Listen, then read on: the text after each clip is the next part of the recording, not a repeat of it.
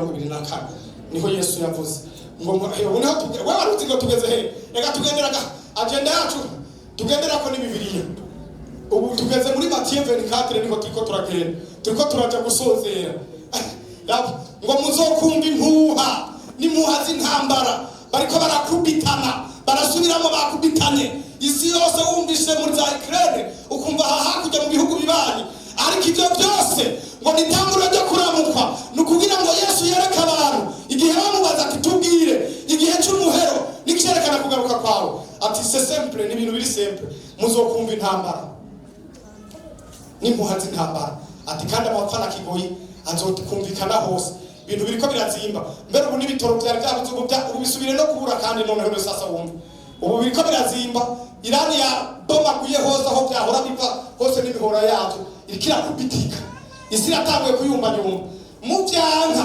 muvyemera turiko turashika muri cyagihe Yesu Kristo yavuze abera nibezwe Daniel yacavuga ngo bazogira ubwenge bazobimenya abantu bazokwezwa batunganwe rwose kuko igihe kimwe turashobora kumva inzamba ivuze inzamba itaravuga uko tuzosa ndikurahishurwa turacariko turitegura sifa kwa Mungu ariko ngo bazoshishikara gukora ibyaha kuko bazoba barondera ubutumwa ngo bushake ibyo amatwi yabo abaryohera ngo uzokumva ibirandamuke n'abantu bacokorana uzovyumva muri ino minsi bagenda baratuka amashengero baratuka abakozi b'Imana bagacokora ibyo batazi baracokorana ubu ico nico gihe tugezemo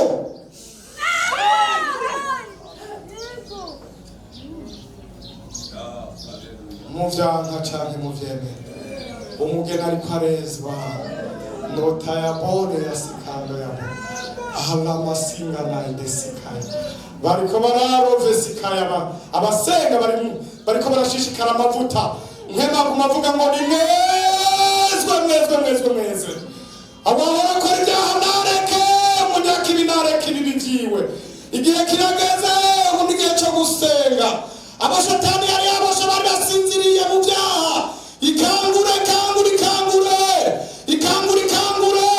mwisi naheza hakiriho na bimwe by'amaviza byose muritonda ibisi yose bararira baritwa n'ibihe bibi Europe iri kuyarira Aziya yarize hano hose Amerika imitima yashongaye mu nda abantu bose ntibazigenda bizogenda baracaterana mu misile balistike aho bazoteranira za nucleaire na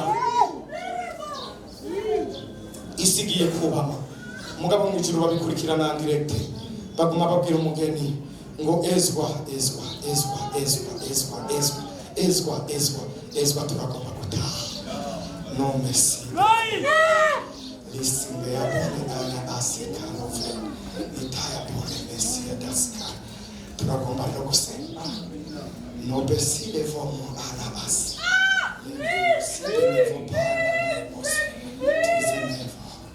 turagomba gusenga umwe wese yumvira imigozi yari muboshe n'igihe Yesu yaje kubohora uno munsi ababoshwe mu byiyumviro abanwagutse imitima kubera amageragezwa barimo inzara iranwaguye imitima abantu inzu z'abandi abantu babayemo babuza kuriha byatumye bamwaguka imitima ibyizigiro byaheze barara baridoga barara bararira abantu barahangayitse ingo bubatse zirabahangayishije abana bavyaye barabahanze abo bose rimwe barabahanze amatongo bariko barapfa barabahanze impango bariko baraburana zirabahanze isi yose iraruhishije abantu ubuzima buraruhishije abantu imibiri y'abantu irabahanze indoto barota mwijoro zirabahanze twunamika amaso yacu umwe wese agomba kubohoka ni igihe cyo kwemererwamo n'Imana n'uwawe bafise ibyaha bitukura tukutuku uno munsi Yesu yaje kweza kugira bohora abantu banza muze tusenga Imana.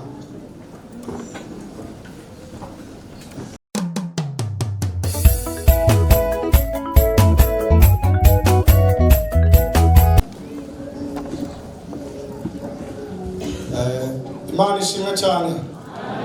Amahoro y'Imana aganze imitima yanyu mwese.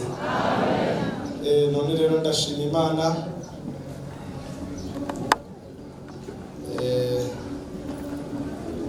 kuntiteka kugira ngo dusangire kuri no mutsima w'ubugingo twaririmbye twumvise amateka ya Yesu reka dutere tuja mu ijambo ry'Imana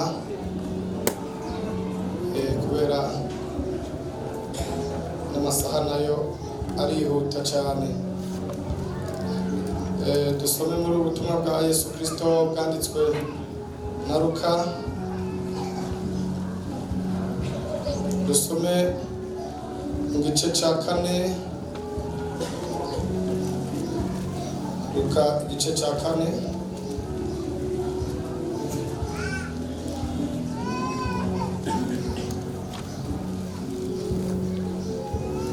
Duhere ku murongo wa 14 turageza ku murongo wa 18. Dusome mwarimu Jonas aracabona cyane afashe gusoma.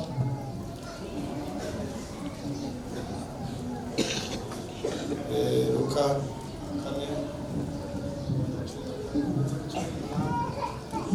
Turasoma mu izina rya Yesu Kristo. Ab'i Nazareti bageza kwica Yesu. Maze Yesu asubira i Galilaya ari n'ubushobozi bwa Mpwemu Yera. Inkuru yiwe ikwira mu gihugu cyose kihakikije. Yigishiriza mu masinagogi yabo bose baramushima. Aja i Nazareti iyo yakuriye ku munsi w'isabato. Yinjira mu isinagogi nk'uko yamenyereye, ava hasi ngo asome. Bamuha igitabo cyavugishwa n'Imana Yesaya, arakizingurura, abona ahantu handitswe ngo Mpwemu w'Uhoraho ari kuri jewe. Nico cyatumye andobanuza amavuta kugira ngo mbwire aboro ubutumwa bwiza. Yantumye kumenyesha abarindwa ko barekuwe, n'impumyi ko zihumuka, no kubohora abanywa gusa imitima. Amen. Imana kuretsagira. Ijambo tugiye kuvugana ko rivuga ngo icyazanye Yesu ni ukubohora. Imana ishimwe. Aha Yesu ni gihe yaravuye mu bugaragwa, abatijwe yaciye ajyanwa na Mpwemu. Yesu amaze kubatizwa ntibatetse imiceri, nta mafanta banyoye, abantu ntibaje mu minsi mikuru nka kumwe twebwe tubigenza. Yabatijwe ubwo nyene Mpwemu Yera aca mukatisha mujyana mu bugaragwa. Niwabo ntibamubonye mu minsi mikuru yo kubatizwa, kuko Yesu yabatijwe akuze. Barabivugana na Yohana. Mugabo icyatangaje abari kuri urwo rubatizo babonye Mpwemu amanuka ngo asa n'inuma amugwako. Amen, amen. Arafise ibintu byiwe Yesu bitandukanye n'abandi bantu. Naho babandi bavuga ngo Yesu ngo ni mtume kama wengine, barabesha. Kuko yarabatijwe ijuru ryarugurutse riravuga, abantu barabyumva. Hanyuma rero ngo acajyanwa na Mpwemu mu bugaragwa, amara y'iminsi 40 n'amajoro 40. Abandi bari babatizwa bakaja kurya amasosi n'imiceri, Yesu wewe yaciye aja mu bugaragwa kwisonzesha. Urumva rero iyo yakwiye gushobotse. Aje rero amazi yo minsi ahejeje gutsinda shetani, kuko shetani yamusanze mu mahombi. Asanga Yesu nawe yamaze kuja muri rofe, nawe nyene yabaye rofe. Aramubwira, urumva shetani azana ibintu byiwe. Yesu aramubwira, kandi shetani aca mu ijambo, hajye muze mwirinde. Shetani nawe nyene arazi ibyanditswe. Ntibabwarishe bamubwire ngo batere korasi, yavuze ngo byanditswe ngo ati wowe urashonje ndakubona, hindura amabuye. Kuko shetani igikorwa cyiwe no guhindura ibyo abantu bizeye. Yesu nawe ati umuntu natungwa nayo mabuye n'imitsima, atungwa n'ijambo. Sifa kwa Mungu. Nico gituma naho ibihe biriko birakomera, isi yose ubirikiranyiganyiga irayumbayumba, ntawe uramenya izogwa uko bizogenda kose. Byugaye umugororotse acabashwaho no kwizera. Sifa kwa Mungu. Ugaye ngo amasoko arugaye, tuzoca tuja muri kave, tutangure kurometa, tuce dusenga musi wa mbere, nk'amaca dukonekta mw'ijuru, tuce dutungwa n'ijambo ry'Imana. Sifa kwa Mungu. Hanyuma rero Yesu amaze kuja muri ayo mavuta misi 40 n'amajoro 40, ngo yari yamaze gusonza. Muga muri Mpwemu yararenze gushikara muri nduka shetani. Aramubwira ati shetani ndagukunda mvako. Hadi umuntu akubwiye ngo mvako utumenye ko yamaze gukaratira aca kubomora. Shetani aratoroka aravuga ati yamaze kwisinya. Avuyeyo rero ngo abamarayika baramukorera. Niho rero yaciye aca za Galilaya arakiza abantu, aca mu masinagoga avuga ubutumwa. Niho rero yagiye kwinjira ngaha. Ashitse baramubona yinjiye mu mavuta, baca bamuha igitabo ngo asome. Ngira ngo bamwe bariyumvira ati uyu muhungu wo kwa Mariya ntitubona ishuri yizemo, kugira tumurabe ikiwe, reka tumwe asome twumve ibyo bintu ababwira, kuko ntiyize, ntitumubona mu ishuri ry'abanyabwenge b'ivyanditswe. Kuko ntibabona aho yize. Baravuga ati none uwo muntu aza kubivuga gute ko tutabona aho yabyize? Kumbe mpemu ashobora kwigisha umuntu. Navuze ati twebwe cyo mwe mwanyigisha, yabwiye ati mwebwe nka twebwe atari mpemu nk'imbere y'abapadiri twe n'amasheni bovuga vrema bacakubwira twe parika pembeni wewe nzana ni voice ziye becakukaza ngo wize imyaka 2 nabo barahejeje amaseminari wewe woja kwiparika. Mugabo mpemu aguhaye ijambo, avuga ati ndaguhaye ijambo, wavuga mpemu agahita bisobanura bakaca bumva bifise ubushobozi sifa kwa Mungu. Hanyuma rero Yesu baca bamuha igitabo, agifashe gutya aca arazingurura, aca abereka ahantu handitse ngo mpemu uhoraho ngo ari kuri jewe. Abantu tego vrema turabibona ati kandi hari icyo yabumye. Babanyabwenge b'ivyanditswe n'abandi bariko baramuraba arabemeza ngo yantumye kumenyesha abarinzwe ko barekuwe, arantuma kugira abantu umwaka wo kwemererwamo n'Imana, mbere ntuma no kubahora abanyagutse imitima, kuko umuntu hajya abantu baraba no mwishengero banyagutse imitima. Umuntu arashobora kugira mariage, iyo mariage ayigezemo akanwaguka umutima. Umuntu arashobora kudandaza adandaje akanwaguka umutima. Umuntu arashobora kubyara uwo mwana yakamurihira amashuri ayahejeje, uwo mwana akaca atangura mu bintu by'ihoro. Mvuze ihoro muce mumva bya bindi banwa by'ibiketaje ku mastation, ugasanga n'umwana wo kwa boss barihiye amashuri yahejeje na kaminuza, mugaba akacakata abadayimoni bakaca bamutera, akaca atangura mu rumogi, eje akaja mu mafayiro, hirya eje akaja mu sinzi gene bavuga byiti bipangara.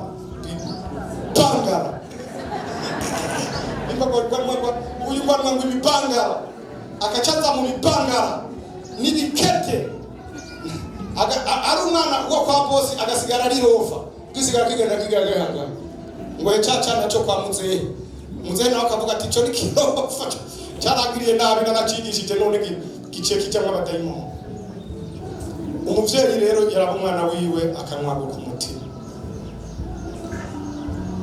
Umugore yaraba umugabo ingena muvanga akanwaguka umutima, akiyumvira ati ndarute cyangwa ndarugume, akarararira anavuze yavuga aho nyene ijaga y'amazi abayimutse akaca nwaguka umutima ngo sinanzi uko bimeze gutya, ngo jengo none ngo ukuri ko warumeze nego kare nyine ngo nego meze gutya, ngo akaca avuga ati sirasi. Umugore akamwaguka umutima. Umugabo arashobora kumwaguka umutima kubera umugore wiwe. Umukazana akamwaguka umutima kubera inabukwe, na inabukwe akamwaguka umutima kubera umukazana. Umuntu akamwaguka umutima kubera abo bavukana bapfuye itongo cyane amaparasere yasitwe na base, bakaca batangura kurondera no guhana amasharo kugira umuntu abihugu cyo mu rugo buzima. Abantu Yesu rero avuga ati abo bantu baranwagutse imitima, na bene data barashobora kukumwagura imitima. Paulo ngo abayuda bamukubise ibimoko ngo gatatu ngo 39, naravye Paulo akabiharura ati bakamukubita ubwa mbere ibimoko 39 arabiharura byose gushikaho bene data bamutera intambara. Muri korari umuntu arashobora kumwaguka umutima anywaguwe na bene data, ngo hewe ngo mbega ngo wumvise naka ngo inkuru bitarakoze amaguru hasi, ngo wa mukobwa wo kanaka ngo ameze gutya na gutya na gutya, nawe uwundi ngo nakubwira ijambo ngo ntuzorivuga, ngo hewe ngo ntuzubivuge. Hari rero hari ibyo kintu je Imana turinde ngo ntuzobivuge, ngo ndakubwira ngo ikintu ntuzobivuge, ngo niba bivuga ngo tuzoca twanka, ngo urumva ngo naka, ngo muri no misi nta muri kabisirayeli bavuga baca baribwira umwaka wa 50 umuntu wamugwatira igitongo yararirima kugeza ku mwaka wa 50 ukazocupamo akaba ari hagusubiza. Yari misi yo imyaka 50 kwiye, umuntu wese akwijije imyaka 50 afise ikintu baca baheberanira. Niko byagenda. Mugabo Yesu acaza kubihindura, aje kubihindura. Rero Yesu ababwira tundi igihe cyo kwemererwamo, mwaka wo kwemererwamo n'Imana nibirindira yama intervale mwahora mwiha. Jewe naje nje kubihindura ibintu. Ubu bose abarinzwe abari mu gasho baciriwe kumara imyaka 50 nibasohoka kandi imyaka 2 baramara musifa kwa Mungu. Abarindwa nibarekuwe. Nuko Yesu yari yaje kubohora abantu. Dusome tudatevye, dusome Mariko,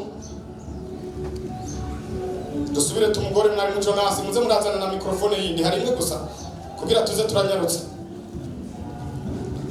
Mariko igice cya 5 duhere ku murongo w'indwi tugeze ku murongo w'icumi.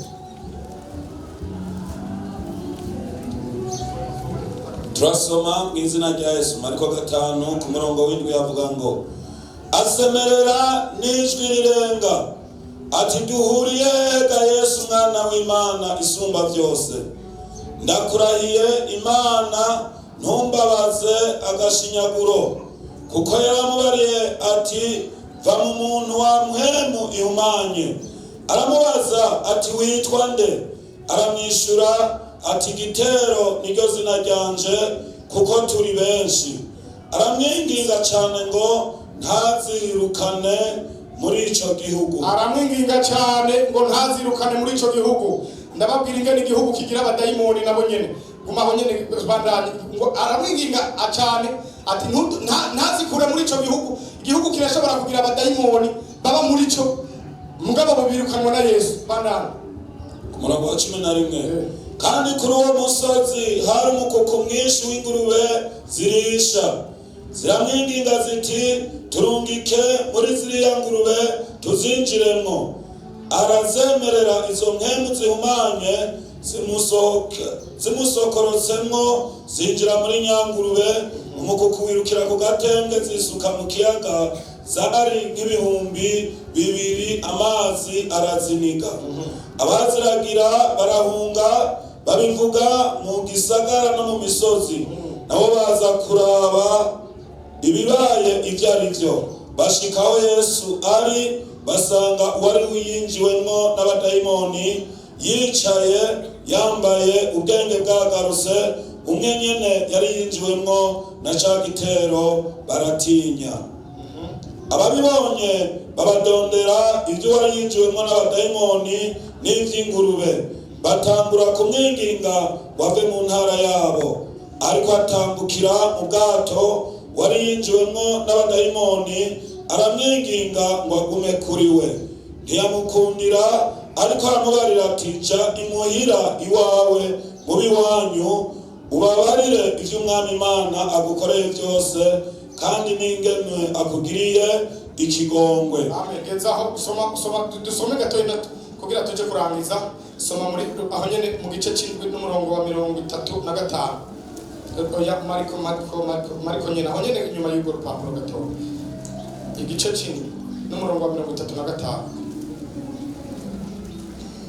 Igice cy'indwi umurongo wa 35 avuga ngo igipfafa kidatobora neza. 35 amatwi yiwe arazibuka, inkingi z'ururimi rwiwe zirabohoka, avuga neza. Ntibavyumvise neza baheraho ku murongo wa basi wa 33 bavyumve neza. 32 niho bacavyumva neza. 32 avuga ngo bamuzanira igipfamatwi kidatobora neza. Igipfamatwi kidatobora neza. Baramwinginga ngo akirambike kw'ibiganza. Agikura mu ishengero aracihererana. Acagikura mu ishengero aja kucihererana. Agishira intoke mu matwi. Acagishira intoke mu matwi. Acira amate, agikora ku rurimi. Ararangamiza, araba mu ijuru, yitsa umutima. Arakibarira ati ati efata, risobanurwa ngo zibuka. Amatwi yiwe arazibuka, inkingi z'ururimi rwiwe zirabohoka, avuga neza. Amen. Amen. Naho rero Yesu, icyazanye Yesu ni ukubohora abantu, niyo misiyo yiwe. Aha rero ahantu twatangiye gusoma mu gice cya 5, yinjiye avuye i Galilaya acarajabuka gatoya ca mu kiyaga agenda n'ubwato, ni hamwe banahura n'inkubi y'umuyaga n'ibihuhuta, mugabo acarinjira aja mu gisagara c'abagereseni. Iki gisagara cari ahantu mu ntara karakarere mu ntara y'Abaroma n'Abagiriki, habamwe abanyamahanga, ahantu bita Dekapoli. Ubugiye kuharondera geographique ubu ni hariya izitwa za Yorodaniya na za Siriya, hariya mu karere mu buseruko bwa Israeli, hariya uja muri Arabiya. Iyi ntara rero yari nini, yarimwe ibisagara nka 10. Hanyuma rero aho haba abanyamahanga, kuko mu Bisirayeli hoho nta ngurube batunga. Mu banyamahanga, kuko mu byagezwe bya Mose ingurube yari kintu kibi cyane, nagira mvuge nk'aya mazina y'abajya ngo ni haramu, nyene ni haramu n'ubundi n'inkuko nyene murabyumva.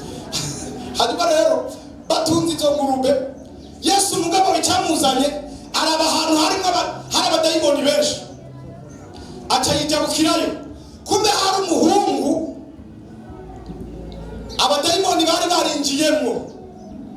Uwo muntu abadayimoni binjiyemwo bari benshi, gushikaho Yesu ababaza ati wewe zimubonye mugabo hajya twebwe n'aho abantu batamenya Yesu, abadayimoni bo baramuzi, ngo bakamuboha bamuboshe n'ibinyororo ku maboko, akavuga ngo mwahejeje kumuboha ngo reka nabereke, akaca afata bwa binyororo akaca agira gutya ngo tu, minyororo ikacicika.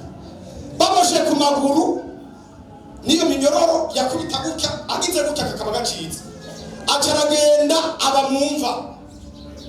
Hanyuma rero ngo muhungu usomye ngo aho yaba yaguma yike izo nkemu mbi zamutera kwitemagura n'amabuye y'isare, akikata akibaga, aratana impuzu, arateba zirasara ahata muntu yaragica ngaho. Naho yaba umugabo angana nkuko kwadeho cyane kujya kwa Kome ntiyari kwaka, bari yarakaze sana, nta bantu bamuturuza. Abiwabo bagumana agahinda cyane. Umwana wabo babyaye aho gutaha muhira, abandi bana bagenzi biwe b'abanyeshuri bariko biga baheza amashuri, nawe yari yaraparangana. Ntabyo kuvuga ngo bamujyane kwa Rojanti, ntibyakunda. Hajye abavyeyi baragendana imibabaro, abavyeyi bari baraguwe. Hanyuma rero uwo muhungu abagutyo abamubonye, urabona ngo rwaruhungu ngo kwa naka, ngo ubu ngo rwarasaze, ngo n'amashuri yose gwize byabaye ubusa, ngo ubu ngo arimo abadayimoni bitirenga, ngo n'umusazi ngumubohesheje n'iminyororo ngo acayica, ngo byabarabara ngo yararizibiye, ubu nta muntu agica hari byinjira mu bagereseni, ngo nta muntu acayo, barahazibiye. Kumbe nabo ngo yaba mu masenga. Hanyuma mugabo Yesu nawe ari muri ayo mavuta sifa kwa Mungu, hebu tumupepere Yesu hivi, ari n'amajwi ntari na kwiyamamaza. Hanyuma rero Yesu agiye, za dayimoni zikimubona ngo zirasemerera, ngo duhuriye, ngo ngo turagoba turahiye, ngo duhuriye Yesu mwana w'Imana, uje kutubabaza agasinchinyaguro. Yesu atubwira ati silence, funga mwampemu mbibi. Amwo wa muntu abarabohotse muri kano karere rero k'abanyamahanga, byasobanurwa yuko Yesu afise ubushobozi, naho ibintu byaba byarananiranye, abantu byarabananiye, Yesu yaje aca bihindura sifa kwa Mungu. Nimba abantu umuntu byarananiye guhinduka, abaganga byarabananiye, kwa Rojanti byabananiye, inshinga zabananiye, abapsikologe byabananiye, bagize amakansoring n'ibindi bikanka, ariko Yesu ashitse bica bihinduka sifa kwa Mungu. Aho Yesu ageze ibintu birahinduka, aho Yesu ageze ibintu bigenda neza, uko Yesu abisanze oya siko abisiga. Aho Yesu ageze ibintu bigenda neza, aho Yesu ageze ibintu birahinduka, aho Yesu ageze ibintu bigenda neza.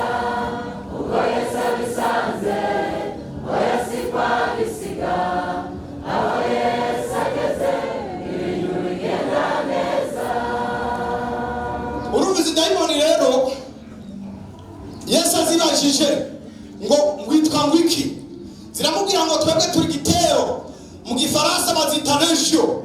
Regio nayo rwari ururimi regioni rw'ikiromba, yari groupe y'abasirikare.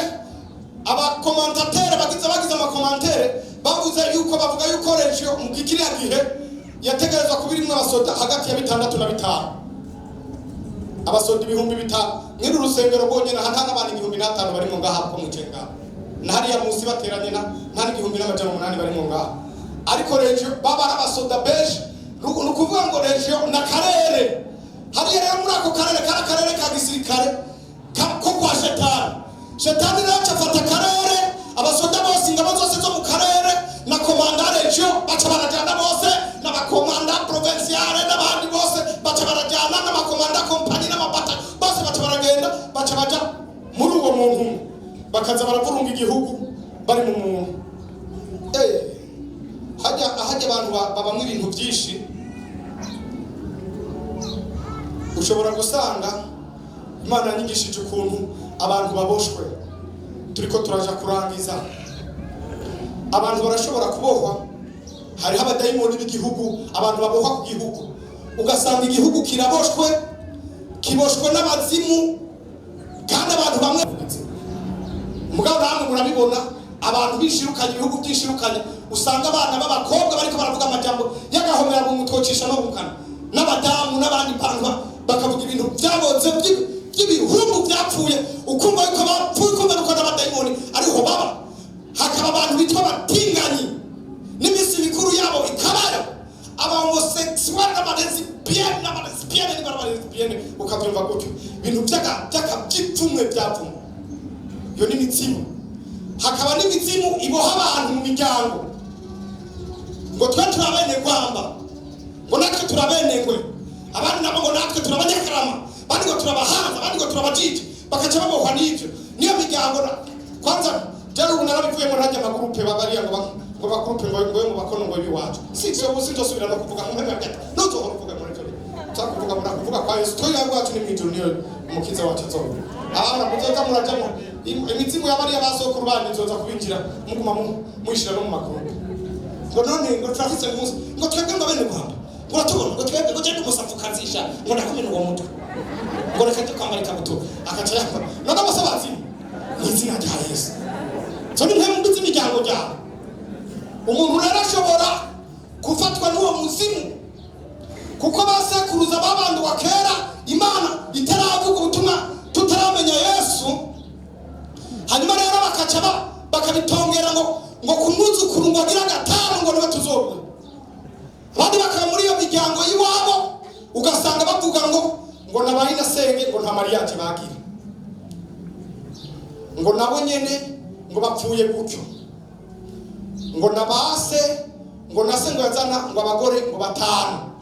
Ukaca usanga umuntu nahari mu ishengero ariko araja guhunahuna mu bagore n'abakobwa. Ayo abo n'abadayimoni. Hari umuntu twahatora bavuze ngo yajyamanye ngo yasambana n'umuyaga, washira ku munzani ukabona uwo muyaga, ugashira no ku munzani umugore wiwe ukabona uwo muyaga ahubwo umugeranije n'umugore wiwe wasanga umuyaga ari gisa n'umwavu. Mugabo akaca agenda ngo yagiye ku muyaga, ukumva ngo agiye hariya, ukumva ngo afise uwundi mugore, akava ruguru asize umugore akaca zino akaca yenda abakobwa ngo aracyari umusore, ngurumva ngo ndashaka gutwara ngo mukazima ngo gendo nanje ngo narose umuntu ubu muzoza murazana abafiyanse mugabo tuzohora tubanza ubu tubatuma ivyete bya ruguru. Ati genda zana icete ciyo yavukiye ruguru, mbega aturuka mu ntara ya hehe, atereka du telefone hari iwabo twumva. Hari gihe ngurumva ngo nturinde gutelefona ngo amaze ngo imisi ngaha, kumbe nawe usanga ruguru yarataye umugore ajenga onana basaba dayimoni. Niba cyane sibo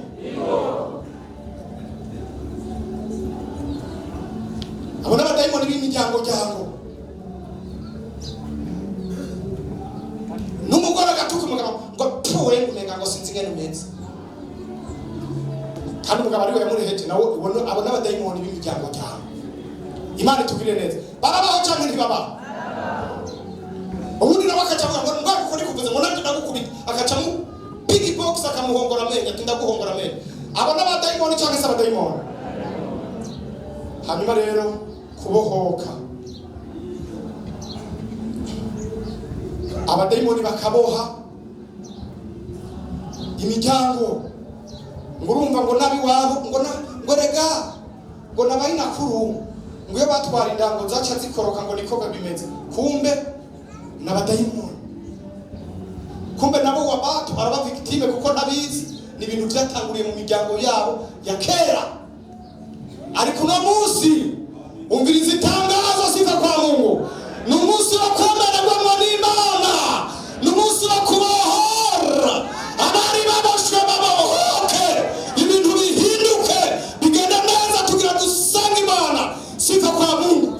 Abadayimoni rero bashobora no kubaho umuntu ngo cyari gipfa amatwi atumva no kutobora ngo atatobora neza. Yesu ngo arakiraba asanga acumvirije gutya, aramuraba basi abona arimo abadayimoni benshi. Ngagize gutya abo badayimoni batangura kumunukira Yesu. Mugabo Yesu araraba ati reka mbanze ndamukure mu bantu nje kuzisendera ahantu. Ngo acamuso ati mwe muguma ngaho, aca kimanukana hari epfo muri kava. Araraba izo dayimoni asanga zaramugaye ururimi rwe, ntavuga ntanatobora ngo abanza kugishira intoke mu matwi. Ngo aca ziramunukira acacira amate. Abadayimoni mwe banuka ngo acaravuga ngo efata ngo zibuka. Ya migozi yaribashe ku rurimi ikiravako kica kiravuga ngo ego ndakiza murakoze Yesu. Kica kirazibuka kiravuga neza sifa kwa Mungu. Vuga ngo zibuka. Ninda zirazibuka kuko barashobora kuziba inda umuntu atuyu ntaza byare zikamuzibinda zikavuga ati uyu niyadandaza azoca homba. Hari abantu bahomba umuntu yoroye n'inko kigata mu gahinga. Mwebwe abantu bino mu gisagara hajya mwe mwavutse neza nta bintu mutabona, kuko twebwe gere bagudupima kuri umunyamugisha baguha inkoko ngo akira ngo genda ugura inkoko baka yaberura nk'ubuswi bungahe bakazoca bakugabira nka zibiri. Hanyuma rero izo zibiri waja kuzitunga nawe ukazisasira ngo zizoze zirata mu nzu. Hanyuma ikaca aho kuza guta mu nzu kandi warashashe ikaca ikatita mu gahinga amasiha akaba ari yazaranje. None abasaba dayimoni mucemaka ngo sibo wewe ntokita nuko hajya ni nko kurima ntiwindure birahamba mu cyobo niko babipfutse. Uraza abandi bakarima ibiceri nawe wagiye kwigita ngo nabyo mu ntabwo y'uburimyi izuba rikaca ryaka ukamenga wewe wajyanye umukosha. Abadayimoni kubera barabosha ati icyo azokora cyose tuzoguma tuzocorona azopfe ateza amaboko. Umuntu yabu wa mbere ku ishuri iminsi yose yataha samonde akacabura akazi mugabo wa wundi yize ku maropeshaje akabaca aba umushefu. None ibyo bingana bingahe we? Ngurumva ngo tengera ngo nayo wewe uyo ngo tengera uragizende ngo nzozomena ati ngo jengo numva mumenga ngo notuma ngo jengo numva muri Imana ngo no gusenga no bihera ngo kubera ngo maze imisi ntamenya kwishura. Wewe warize ntumenye nta ngorane, genda ukorera pesha tuzosubiramo umuzungu yahawe no gupima bizosubira bigende neza. Bajya babaye abambere hari gihe atari bo baronka akazi keza, ariko hakenewe Yesu Kristo. Imana ibahezagire.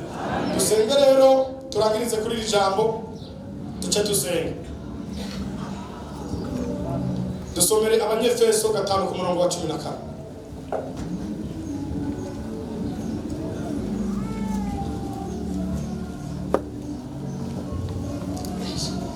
Abanyefeso gice cya 5 ku murongo wa 14.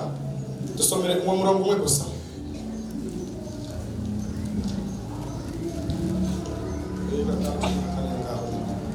Gatanu 14 avuga ngo nico gituma bivugwa ngo ikangure we usinziriye uzuke uve mu bapfuye Kristo arakumurikira. Amen. Tugira dusenge Imana rero. Uyu muntu twatangiye gusoma mu gice gisagara c'abagesereni cyitwa Gesera hariho n'ibindi byitwa byagendera baba bitango n'abagaradeni Gadara na Garasa. Ibyo byari bisagara bya hariya muri Dekapoli, harimo bya Heliapolisi, hari ahantu habera business abantu bakagenda mu birori, niyo baje mu kariya karere harimo igihe Abaroma batwara niho haba za Philadelphia hariya hari bisagara byinshi hari ibintu by'ibirori. Mugabo uyu muntu Yesu yagiye kubohora yaba mu masenga ahantu habapfuye yabana n'abapfuye. Mu yandi majambo umuntu ari nabo badayimoni arashobora kugenda yarapfuye. Timoteyo nawe cyarandikira Paulo yandikira Timoteyo ngo umuntu yihaye kwipfuza abapfuye ahagaze. Hadi umuntu araririmba yarapfuye agenda n'ibyipfuzo akagenda araraba umuciye ruhande akaraba byipfuzo bikamujamo. Hajya n'umuntu ajya gucikira bijya n'ibyipfuzo. Umuntu aragenda yarapfuye ahagaze akarara ku matelefone araba amafilime mabi yapfuye bijya n'ibyipfuzo umuntu aba yapfuye ahagaze. Mugabo Bibiliya iravuga ngo ikangure wewe usinziriye. Nico bituma bivugwa. Umuntu arashobora kuba asinziriye agasinzirira mu kaborerwe atanyoye icupa ngo je ntanyoye icupa ngo sinosinzira. Yabona bya bindi ugasanga bahuha ibibakure ngo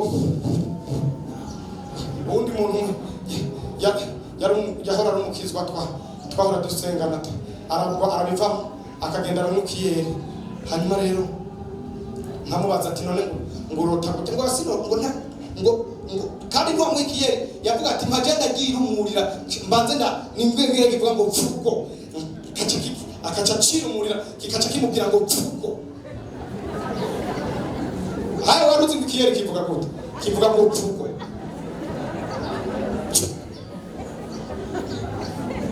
Kumukizwa akijijwe yaririmbye no muri korali.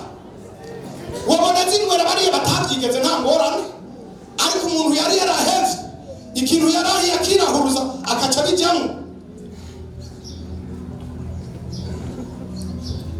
Abadakijijwe nta ngorane zabo barinwera inyoga, ariko umuntu akijijwe yarahiye yuko atazonywa inzoga akabisubiramo. Umuntu akaje mu bakirwa barikanga mwabiri. Ariko Bibiliya iratanga itangazo. Icyazanye Yesu no kubohora abantu. Aragomba kubohora bajya barota nabi. Umuntu rero abadayimoni bakamuboha akarota nabi akazorota abagabo bitwa bamaridonwe baragisirije abantu bararota naho umuntu yoza akisiga amapudre yakigirane hajya mwijoro indoto ziwe umuntu ziramwereka ubwenge nameze. Kandi abantu rero ubwo butumwa ntibukibaryohera kubera baryoherwa n'ubuvuga ngo pokea bakaca bakira. Mugabo bakakira ibitaca bishika. Imana ishatse kuguhezagira iraguhezagira. Ariko ndakubwira igikomeye ndakurahiye nuko twe tuzoja mu ijuru. Kandi abantu barashobora gutangara namwe yarigeze kubibwira turi kuruhimbinga ati abantu muri no misi bashize umutima kwisi ariko isi mumenyikira yongana n'ivyayo. Ubabaji Dubai akariro kagabanutse kubera bumva habavye. Ubu tugeze muri Matayo 24 niho Yesu yavuze ngo wewe waruzi ngo tugeze he. Reka tugenderaga agenda yacu tugendera ko ni Bibiliya.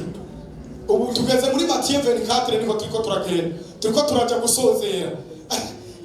Ngo muzokumva impuha n'impuha z'intambara bariko barakubitana barasubiramo bakubitane. Isi yose wumvise muri za Ukraine ukumva hakurya mu bihugu bibanyi. Ariko ibyo byose ngo nitangura ryo kuramukwa nukugira ngo Yesu yereka abantu igihe bamubaza ati tubwire igihe cy'umuhero nikicyerekana kugaruka kwawe ati c'est simple ni ibintu biri simple muzokumva intambara n'impuha z'intambara ati kandi amapfana kigoyi azokumvikana hose ibintu biriko birazimba mbere ubu n'ibitoro byari byabuze ubu bisubire no kubura kandi noneho sasa wumva ubu biriko birazimba. Irani ya bomaguye hose aho byahora biva hose n'ibihora yazo irikira kubitika. Isi iratanguye kuyumba muvyanka muvyemera turiko turashika muri cyagihe Yesu Kristo yavuze abera nibezwe.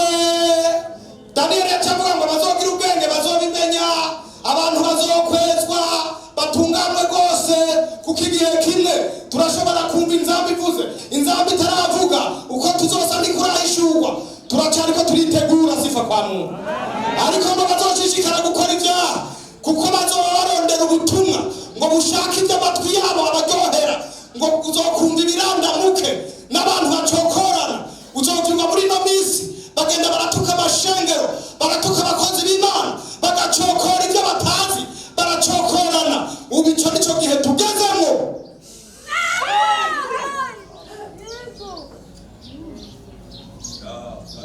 muvyanka canke muvyemere umugeni ariko arezwa nota ya bone ya sikando ya bone ahala masinga na idesikaya bariko bararove sikaya abasenga bariko barashishikara amavuta nkema kumavuga ngo ni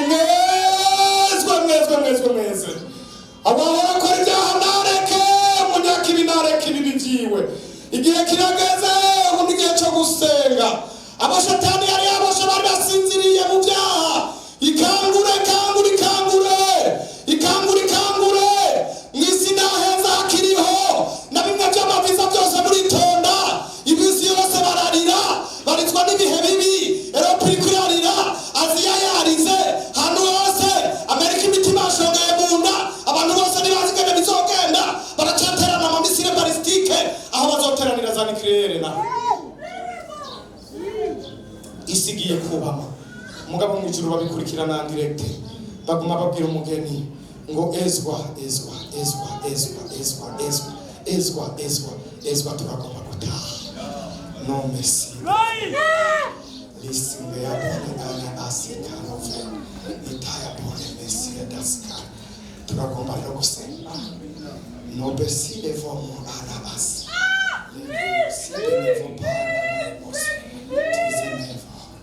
turagomba gusenga umwe wese yumvira imigozi yari muboshe n'igihe Yesu yaje kubohora uno munsi ababoshwe mu byiyumviro abanwagutse imitima kubera amageragezwa barimo inzara iranwaguye imitima abantu inzu z'abandi abantu babayemo babuza kuriha byatumye bamwaguka imitima ibyizigiro byaheze barara baridoga barara bararira abantu barahangayitse ingo bubatse zirabahangayishije abana bavyaye barabahanze abo bose rimwe barabahanze amatongo bariko barapfa barabahanze impango bariko baraburana zirabahanze isi yose iraruhishije abantu ubuzima buraruhishije abantu imibiri y'abantu irabahanze indoto barota mw'ijoro zirabahanze twunamika amaso yacu umwe wese agomba kubohoka ni igihe cyo kwemererwamo n'Imana n'uwawe bafise ibyaha bitukura tukutuku uno munsi Yesu yaje kweza kugira bohora abantu banza muze tusenga Imana.